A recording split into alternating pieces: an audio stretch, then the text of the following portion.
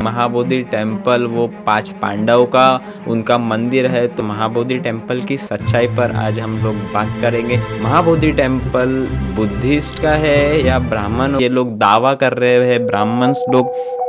किस इतिहास से ये लोग ये कह रहे हैं कि ये जो मूर्ति है ये 5 पांडव थे। जय भीम दोस्तों, आपको अगर महाबोधि टेम्पल बचाना है तो इस वीडियो को पूरा देखिए और आप जुड़ सके हैं हमारे YouTube channel peace in your life. तो दोस्तों आज हम बात करेंगे महाबोधि टेम्पल पर, महाबोधि टेम्पल की सच्चाई पर आज हम लोग बात करेंगे। मैं आपको कुछ पॉइंट्स के साथ महाबोधि टेम्पल की हिस्ट्री को क्लियर करूँगा, कुछ लॉजिक्स बताऊँगा जिससे हमें ये क्लियर हो जाएगा, आपको क्लियर हो जाएगा कि महाबोधि टेम्पल बुद्धिस्ट का है या ब्राह्मणों का है। ये मैं आपको 2 या 3 पॉइंट में ही क्लियर कर दूंगा दोस्तों। तो चलिए शुरू करते हैं आज का हमारा ये वीडियो।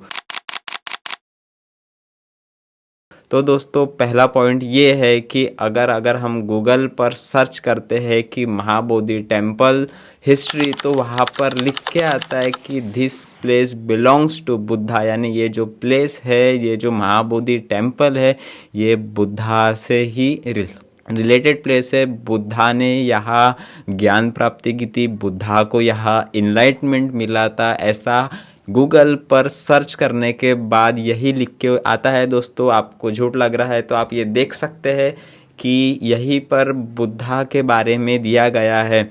दूसरा पॉइंट अगर मैं आपको लॉजिकली बताऊँ तो ये है कि अगर हम वहाँ पर गूगल पर ये सर्च करें कि महाबोधि टेम्पल ब्राह्मणों का है, तो वहाँ पर एक भी लाइन ब्राह्मणों से रिलेटेड नहीं आती है। वहाँ ऐसा नहीं लिखा है कि this place belongs to Brahmins, और जहाँ ये लोग दावा कर रहे हैं, ब्राह्मण्स लोग जो दावा कर रहे हैं कि महाबोधि टेम्पल वो 5 पांडव का उनका मंदिर है, तो मैं यही बोलना चाहूँगा कि अगर वो 5 पांडव का मंदिर है तो जब हम गूगल पर सर्च कर रहे हैं महाबोधि टेम्पल, तो वहाँ 5 पांडव का कोई भी टॉपिक नहीं देखने को मिल रहा है दोस्तों। वहाँ पर सिर्फ इतना ही आ रहा है कि ये जो टेम्पल है ये अशोक सम्राट ने बनवाया था, जहाँ पर गौतम बुद्धा को ज्ञान प्राप्ति हुई थी। ये था सेकंड पॉइंट।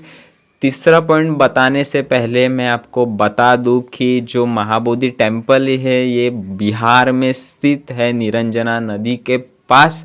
और जैसे कि मैं आपको बता दूं कि जो महाबोधि टेम्पल है वो वहाँ इसलिए बनाया गया था क्योंकि गौतम बुद्धा ने वहाँ ज्ञान प्राप्त किया था। गौतम बुद्धा ने 6 साल कड़ी तपस्या की थी दोस्तों, जिसमें उन्होंने खाना पीना छोड़ दिया था, जिसके कारण उनकी बॉडी बहुत कमज़ोर हो गई थी।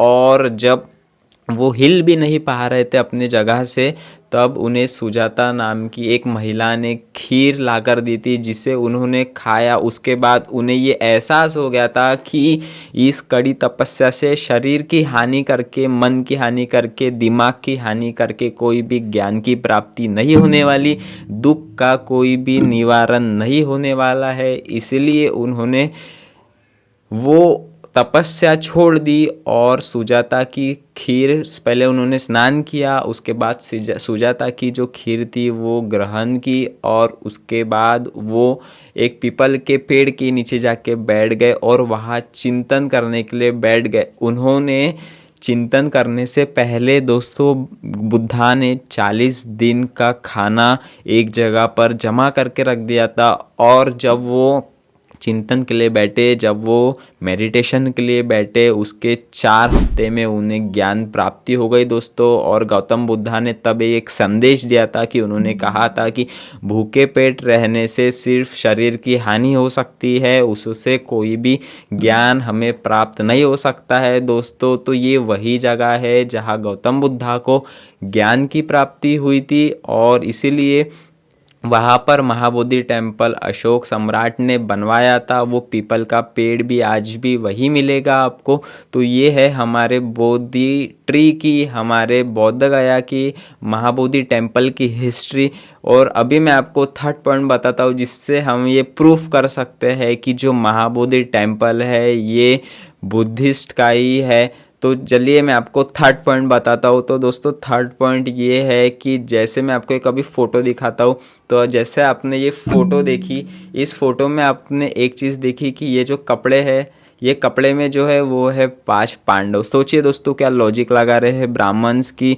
अभी आप देख रहे हैं इन्हें कपड़ा पहनाया गया है और ये बोल रहे हैं कि ये 5 पांडव है। अभी जैसे मैं कपड़ा हटा दिया, अभी आप देख रहे हैं कि ये बुद्धा है दोस्तों। तो आप देख रहे हैं एक कपड़े से ये लोग ये साबित कर रहे हैं कि ये एक 5 पांडव है। किस किस लॉजिक से, किस थिंकिंग से, किस थॉट से ये लोग, किस इतिहास से ये लोग ये कह रहे हैं कि ये जो मूर्ति है ये पांडव की मूर्ति है दोस्तों। कपड़ा पहना दिया गया है, पर अगर हम उस कपड़े को हटा दे तो हमें दिख रहा है साफ साफ कि ये जो मूर्ति है ये बुद्धा की है। बुद्धा की ये वो मूर्ति है जो वो एक आसन में बैठे हुए, और जो 5 पांडव थे क्या वो मेडिटेशन करते थे। अगर ये 5 पांडव की मूर्ति होती तो इनके पास गधा, त्रिशूल या कोई तरीके की चीज़ होती थी इनके हाथ में, इनके लंबे लंबे बाल होते थे, या हो सकता था इन्हें दाढ़ी भी हो सकती थी। क्या 5 पांडव मेडिटेशन करते थे? नहीं करते थे दोस्तों। पर इन लोगों ने गौतम बुद्धा की मूर्ति को कपड़ा पहना दिया है जिससे गौतम बुद्धा की मूर्ति पहचान में ना आए। पर आप गौतम बुद्धा के फेस के तरफ ध्यान से देखिए दोस्तों, यहाँ पर दिख रहा है कि ये मूर्ति साफ साफ गौतम बुद्धा की है। उनका फेस, उनके बाल, जो जब वो तपस्या करते थे तो उनके सर के ऊपर जो अपने ये होते हैं स्नेल्स, हिंदी में क्या बोलते हैं नहीं पता, पर जो स्नेल्स होते हैं वो उनके सर पे आकर चिपक के बैठ जाते थे। ये वही चीज़ है दोस्तों। साफ साफ दिख रहा है कि ये बुद्धा की मूर्ति है, फिर भी ये लोग दावा कर रहे हैं कि ये 5 पांडव है। साफ साफ दिख रहा है। मैं एक चीज़ बोलना चाहूँगा, जो भी ये वीडियो देख रहा है, इस वीडियो को पहले आप ज़्यादा से ज़्यादा शेयर कीजिए। और मैं उन लोगों से दावा भी करना चाहूँगा कि अगर ये 5 पांडव है तो हमें इंटरनेट पे, हमें कोई भी बुक में ये साबित कर दीजिए कि वो 5 पांडव है। कोई हमें हिस्ट्री दिखा दीजिए। अगर हम गूगल पर सर्च करते तो हमें सीधा महाबोधि टेम्पल को बुद्धा से रिलेट कर दिया जाएगा। पर अगर मैं वहाँ सर्च करूँ कि does Mahabodhi temple belongs to Pandavas और ब्राह्मण, तो वहाँ पर वो चीज़ नहीं आएंगी दोस्तों कभी, क्योंकि वो सच्चाई है ही नहीं। लास्ट में इतना ही बोलना चाहूँगा मैं अपने बहुजन समाज के लोगों को, बहुजन समाज के दोस्तों को, कि महाबोधि टेम्पल की न्यूज़ घर पर बैठ के देखने से अच्छा अपना शारीरिक समर्थन कीजिए, फिजिकली उठिए, फिजिकली वहाँ जाइए, कुछ कीजिए। सिर्फ घर पर न्यूज़ पर देखकर महाबोधि टेम्पल को सेव नहीं किया जाएगा दोस्तों। लास्ट में इतना ही बोलना चाहूँगा, और ट्राई कीजिए कि जब तक महाबोधि टेम्पल हमारे हाथ में नहीं आता तब तक अब हम पीछे नहीं हटेंगे, चाहे कुछ भी हो जाए। ऐसा ना हो कि अभी हम 10 दिन वहाँ खड़े रहेंगे, 15 दिन, ज़्यादा से ज़्यादा 1 महीना नहीं दोस्तों। अभी हमें तब तक वहाँ खड़े रहना है, तब तक हमें सपोर्ट करना है, जब तक महाबोधि टेम्पल हमें हमारे हाथ में नहीं मिल जाता दोस्तों। और एक बहुत इम्पॉर्टेंट चीज़ मैं आपको बता दूँ कि अगर हमें बुद्धिज़्म नसीब हुआ है तो वो कारण है बोध गया बोधि टेम्पल, क्योंकि वही प्लेस है जहाँ बुद्धा को ज्ञान की प्राप्ति हुई, जहाँ बुद्धा को इनलाइटमेंट मिला है दोस्तों।